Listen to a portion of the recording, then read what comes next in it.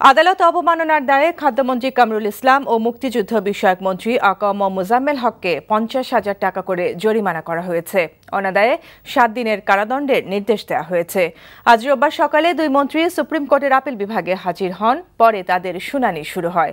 শুনানিতে দুই মন্ত্রীকে দোষী সাব্যস্ত করা হয়। প্রধান বিচারপতি সুরেন্দ্র কুমার সিনহার নেতৃত্বাধীন আপিল বিভাগের 7 সদস্যের বেঞ্চে আজ দুই মন্ত্রীর হাজিরার দিন ধার্য করা হয়।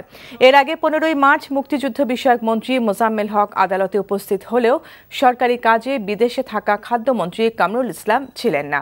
ওই দিন তাদের আইনজীবীদের সময়ের আবেদনের পরিপ্রেক্ষিতে আদালত শুনানি মুলতবি করে 20 মার্চ পুনর্নির্ধারণ করেন।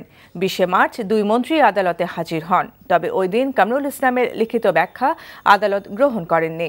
নতুন করে ব্যাখ্যা দেওয়ার জন্য আদালত কামরুল ইসলামকে 27 মার্চ পর্যন্ত সময় দেন। 24 মার্চ নতুন করে ব্যাখ্যা জমা দেন খাদ্যমন্ত্রী।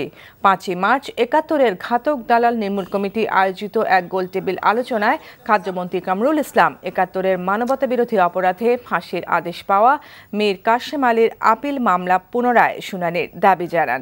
ওই শুনানিতে প্রধান বিচারপতি ও অ্যাটর্নি জেনারেলকে অংশ না নেওয়ারও পরামর্শ দেন তিনি। একই অনুষ্ঠানে মুক্তিযুদ্ধ বিষয়ক মন্ত্রী মোজাম্মেল হক ও প্রধান বিচারপতিকে নিয়ে কিছু মন্তব্য করেন।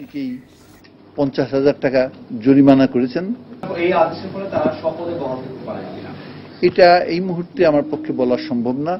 তার কারণ এটা সংবিধানের এই ব্যাপারে বিস্তারিত কোনো কিছু আছে বলে আমার মনে হয় না। তবে বিষয়টি নৈতিকতার সাথে জড়িত।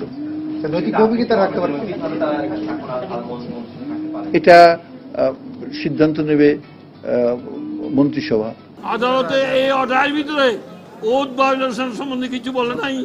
শর্ট অর্ডারের ভিতরে শুধু এই কথা বলেছে যে আমাদের নিঃশর্ত ক্ষমা চেয়েছিলাম, সেই নিঃশর্ত ক্ষমতাটা গ্রহণ করে নাই এবং তাদেরকে দোষী সাব্যস্ত করে এই চার্জে তাদেরকে 50,000 টাকা জরিমানা অনাদায়ে 7 দিনের জেল অর্ডার দিয়েছে। এগুলি সাংবিধানিক প্রশ্ন, এগুলি এখন বলার কোনো প্রয়োজন নাই।